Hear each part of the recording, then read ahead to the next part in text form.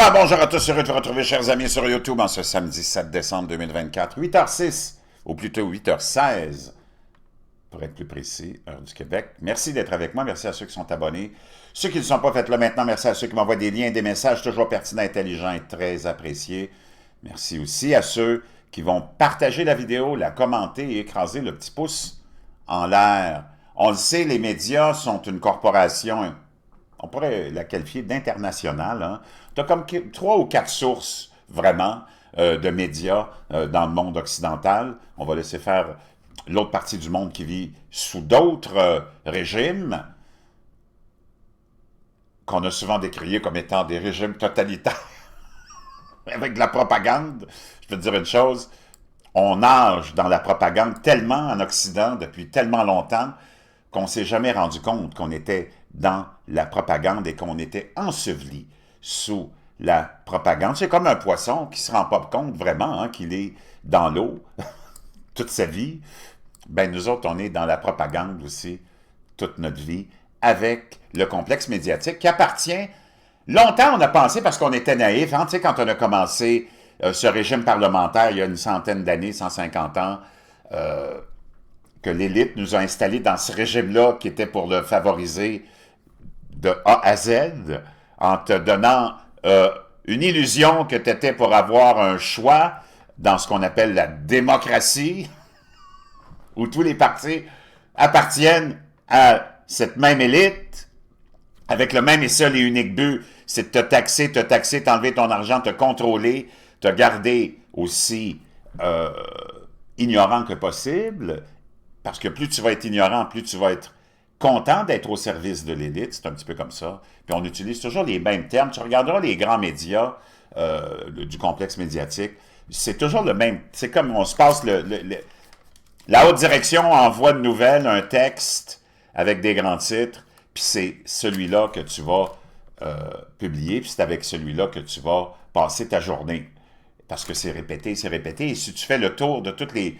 que ce soit les réseaux de nouvelles continues, ou même ta chaîne de télé préférée, générale, qui va avoir un segment de nouvelles, vont utiliser les mêmes mots toujours. Donald Trump, Hitler, Hitler, menace pour la démocratie. Et genre, tu sais, c'est toujours la même répétition, les mêmes mots qui se répètent partout.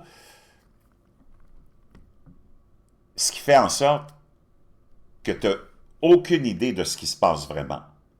Parce qu'on s'assure. Et ça, c'est ça, c'était comment dire, la technique que Karl Marx avait proposée pour répandre ce qui est déjà devenu une évidence, un système communiste qui est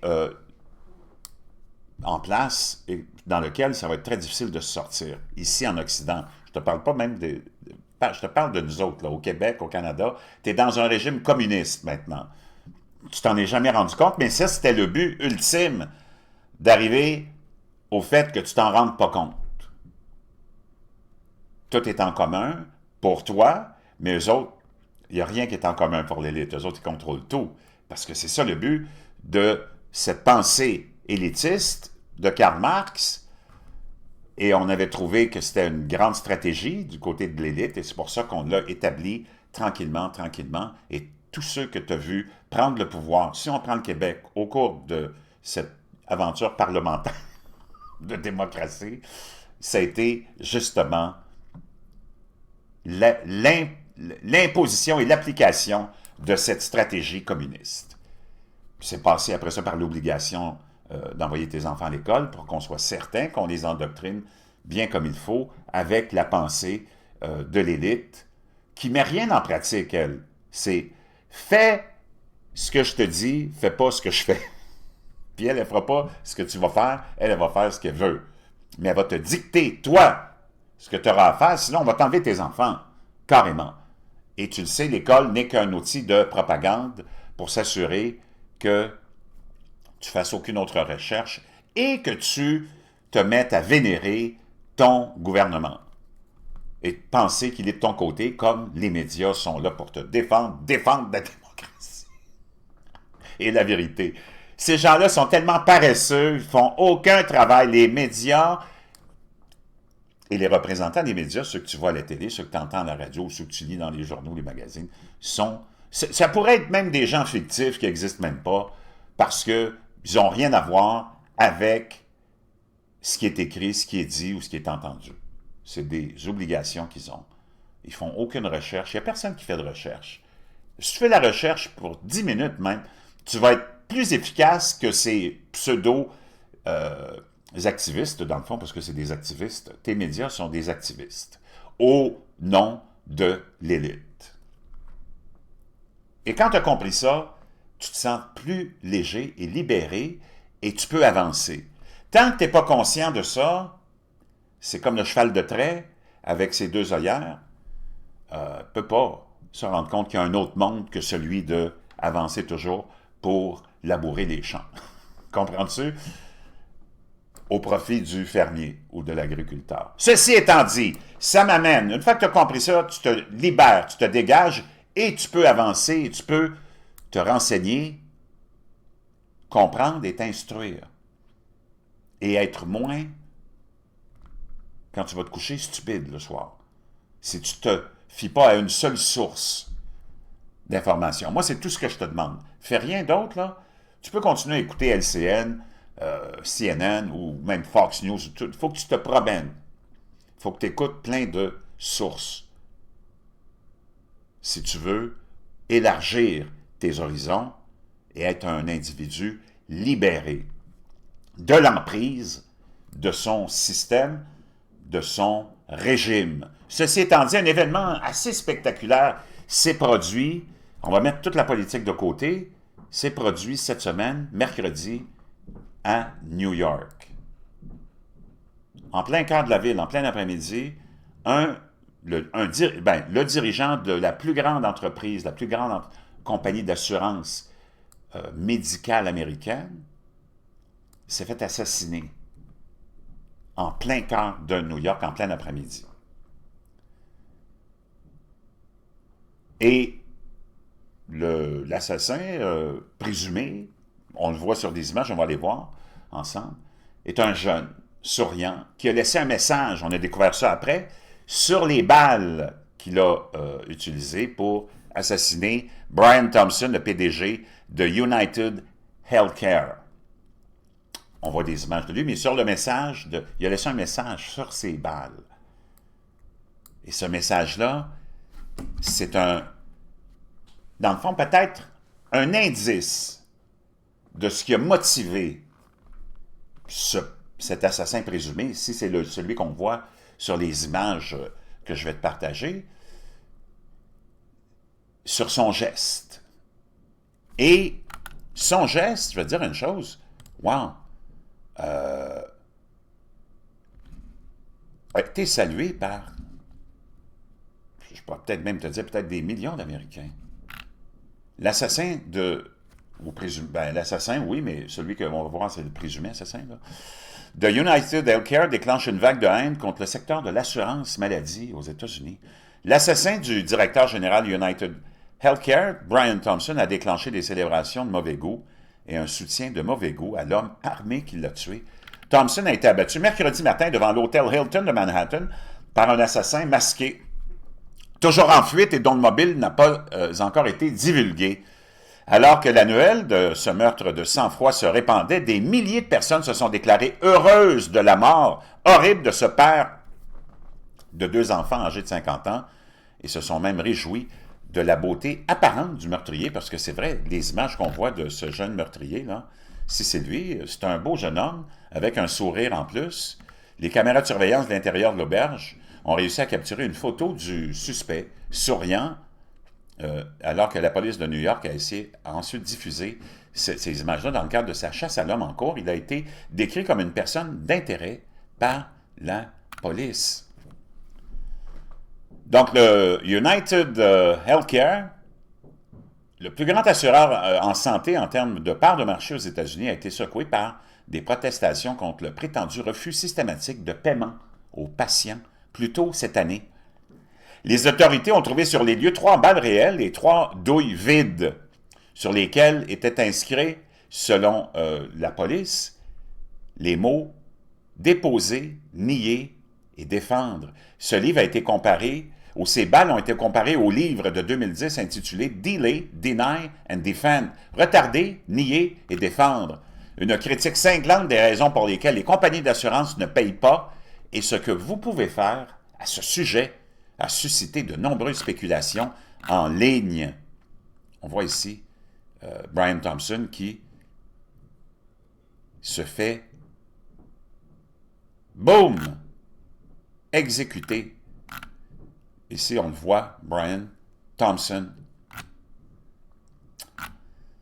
Maintenant, il y a des gens qui ont écrit des messages aussi, parce que ça a été pris d'assaut Internet. Il y en a une qui a écrit « Je suis infirmière aux urgences et les choses pour lesquelles j'ai vu des patients mourants se voir refuser l'assurance me rendent physiquement malade. Je ne peux tout simplement pas ressentir de la sympathie pour lui, le CEO, le président de cette compagnie-là, à cause de tous ces patients et de leur famille. » Un autre utilisateur a écrit sur Twitter « J'ai vu la nouvelle littéralement alors que j'étais au téléphone à propos du refus de mon autorisation préalable pour des médicaments. » Il dit « C'est dingue. » Une analyse réalisée par Value Penguin a conclu que United Healthcare rejette 32% des réclamations contre une moyenne de 16% pour les grandes compagnies d'assurance maladie.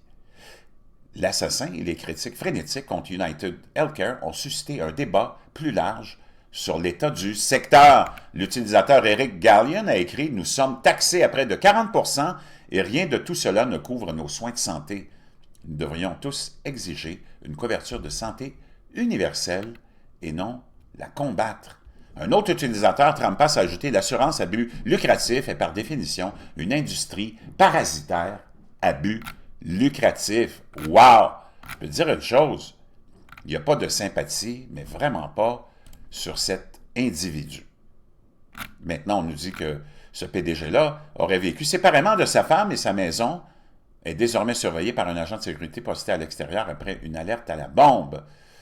Thompson, 50 ans, et sa femme Paulette Thompson vivaient depuis des années dans des maisons séparées, à moins d'1 mille l'une de l'autre à Maple Grove, dans le Minnesota, a rapporté le Wall Street Journal.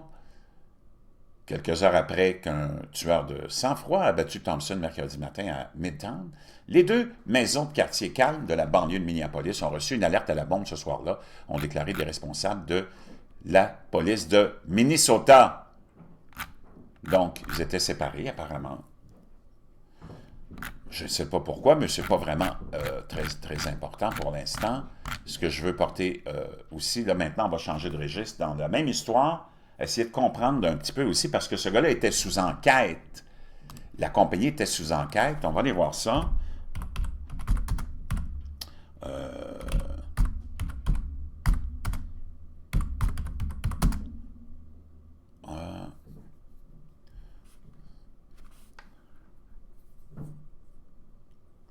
Laissez-moi un petit instant, je vous reviens. Donc, la compagnie pour laquelle il était le président, CEO, Healthcare, était sous enquête par le gouvernement fédéral, par les élus, mais lui, personnellement aussi, était sous enquête pour des agissements frauduleux face à des actions vendues. Donc, il était en voie, ou en pleine enquête ou procès à venir. Le PDG d'Healthcare, de United Healthcare, Brian Thompson, a été accusé de délit d'initié de fraude avant d'être assassiné mercredi à Manhattan. Ça, c'est important. Thompson, 50 ans, a été abattu dans ce que les responsables de la police de New York pensent être une attaque ciblée alors qu'il sortait de l'hôtel Hilton avant une conférence d'investisseurs. L'année dernière, le ministère de la Justice a lancé une enquête pour déterminer si la société privée du plus grand assureur du pays, dirigé par Thompson, limitait injustement la concurrence et gérait un monopole. Donc, l'année dernière, le ministère de la Justice a lancé une enquête pour déterminer si la société privée ou la société du plus grand assureur du pays, dirigée par Thompson, limitait injustement la concurrence et gérait un monopole, comme je vous disais. Mais plus précisément, lui aussi, au niveau personnel, il était sous enquête et je pense qu'il s'était déjà devant les tribunaux. On pensait qu'il avait commis des délits d'initié, naturellement, en sachant ou en ayant des informations privilégiées sur la valeur que les actions étaient pour avoir, après aussi connu, tu le sais comment ça se passe avec le marché boursier, une baisse. Donc, ces gens-là vendent avant ou achètent quand la baisse est arrivée. Donc, ils en profitent pour en mettre plein dans leur poche. Dans des documents juridiques, le fonds a déclaré que Thomson et d'autres dirigeants de la société ont vendu pour plus de 117 millions de dollars d'actions ordinaires de United Healthcare au cours de la période de 4 mois pendant laquelle les initiés étaient au courant de l'enquête antitrust fédérale, mais pas le public. Comprends-tu? Donc, c'est quand même...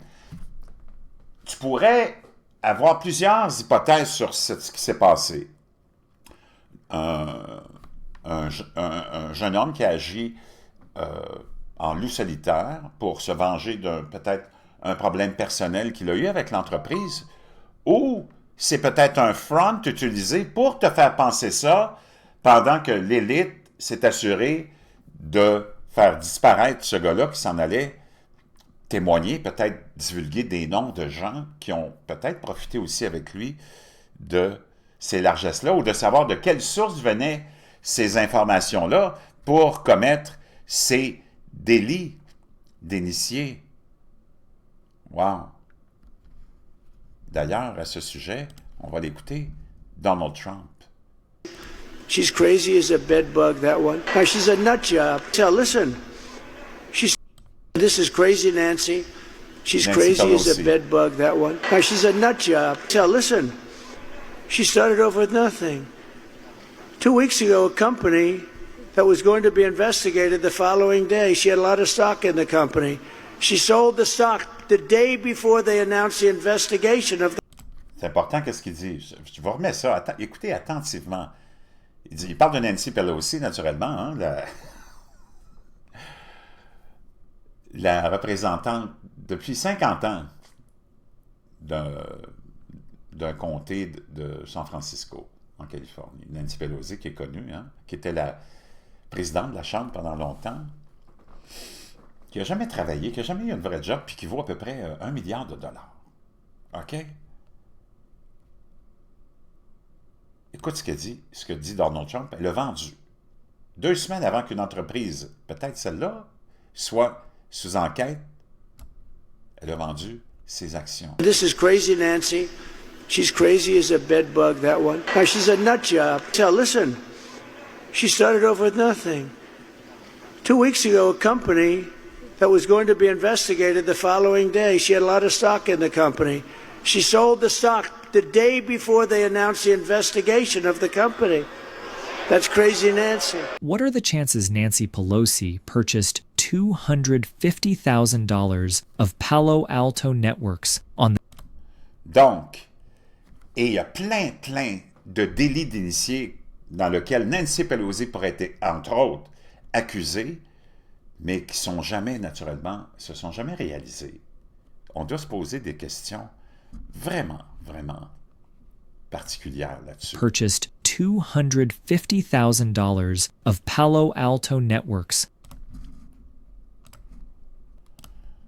OK, voici l'histoire. Tu vas comprendre exactement ce qui se passe.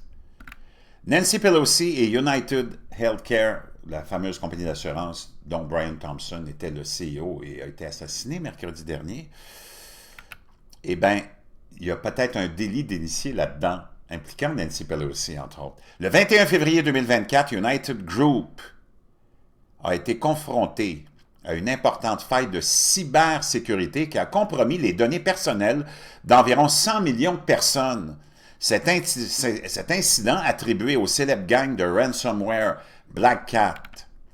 Le jour même de l'annonce de la violation de cette cyberattaque, l'ancienne présidente de la Chambre des représentants, Nancy Pelosi, a acheté pour 4 millions de dollars d'options d'achat dans Palo Alto Network, une société de cybersécurité de premier plan qui lui a permis de réaliser un bénéfice stupéfiant de 11,9 millions de dollars avant impôt. Quelles sont les chances que Nancy Pelosi ait investi dans Palo Alto Network le jour même où United Healthcare a été victime d'une faille de sécurité informatique? Elle en tirera ensuite de gros bénéfices lorsque cette société sera chargée d'enquêter sur l'incident.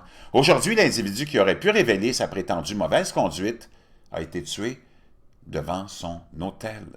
Une sacrée coïncidence, surtout juste avant que le ministère de la Justice de Trump ait eu l'occasion d'enquêter sur la situation. En juillet 2022, Paul Pelosi, son mari, a acheté une quantité importante d'actions de NVIDIA, une importante société de semi-conducteurs, juste avant que le Congrès n'adopte une loi allouant des milliards de dollars à l'industrie des semi-conducteurs via le CHIPS Act de Biden. Elle a réalisé 30 millions de dollars de bénéfices grâce à cette transaction.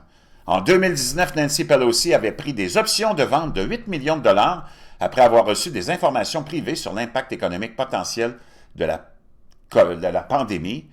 Un autre exemple est celui de Nancy Pelosi qui a vendu des actions d'Imclone après avoir reçu un avis selon lequel les médicaments contre le cancer de la société allaient être rejetés par la Federal Drug Administration. Les données volées comprenaient des identifiants personnels tels que des noms, des adresses, des numéros de sécurité sociale et des antécédents médicaux. Healthcare aurait payé une rançon de 22 millions de dollars pour récupérer l'accès à ces systèmes et garantir la suppression des données volées. Cependant, des allégations ultérieures ont suggéré que certaines données pourraient encore être entre les mains des cybercriminels. Wow, je ne sais pas si tu réalises que il n'y a rien souvent qui est fait au hasard. Donc, quand ce jeune homme, si c'est lui, est-ce que c'est un coup monté? Est-ce que c'est une vengeance? Parce que personnellement, il a vécu un refus de cette compagnie-là. Mais une chose est certaine, comme toujours, c'est très nébuleux et tu vois que c'est important de faire des recherches. Parce qu'il y a toujours quelque chose qui se cache derrière ou en dessous des roches. Et c'est important de lever ces roches-là. Je vous reviens.